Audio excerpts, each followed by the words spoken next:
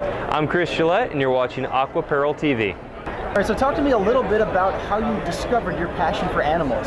Well, ever since I was a little kid, my parents have photos of me catching lizards in the backyard, younger than I can remember. And then, as I got older, the animals got bigger as I got bigger, you know what I mean? So I kind of moved up the food chain as I got older and ended up working with things like this.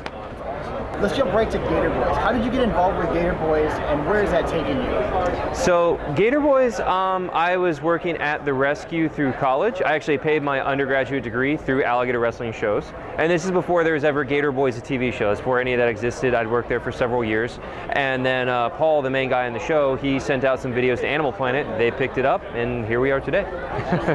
So it's been good. The name Gator Boys has brought me, places. Once you can say you're on an Animal Planet show, I'm able to travel more, things like that. So it's good, Talk to us a little bit about invasive species and what that means to you and some of the problems you're facing in Florida. So I'm an animal handler by profession. I pay the bills wrestling gators. I do photography as a hobby, but I'm also a published invasive species biologist. That's what I have my degree in, and so that's what I work in. I have publications in that field.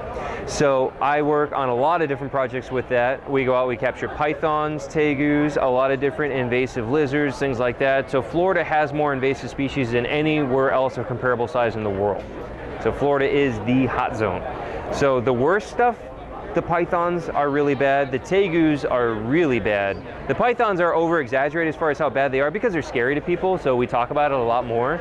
The most detrimental thing out there, the trees. Nobody cares about trees because trees aren't strangling babies. You know what I mean? Nobody cares about that. But in all reality, the trees out there, that causes more damage than anything else to the ecosystem, for sure.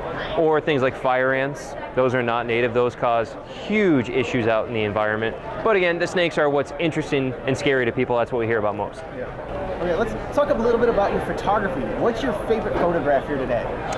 Oh man, my favorite one, it's hard to pick one. I mean, this is my selection of my favorites right here.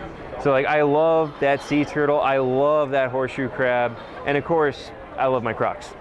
Because people have photos of sea turtles that are better than mine. People don't have better croc photos. Well, talk to us a little bit about the crocodile photography. You're looking at animals under human care versus stuff in the wild. What are some of the differences between photographing the two? Well, so I do work with both. Some of the shots, like that one right there, is when I was working at a rescue in Costa Rica, and so that's one of their captive crocs, and he was captured because he attacked somebody, and he took somebody's cow down in the river and killed it and ate it, and so he was a bad croc, and so they put him into this preserve, and so I went in there to help them learn how to work with that crocodile because he was just so gnarly. And when people hear, oh, it's captive, must be nice. No, he is captive because he's the baddest out there. He's like maximum security prison, okay?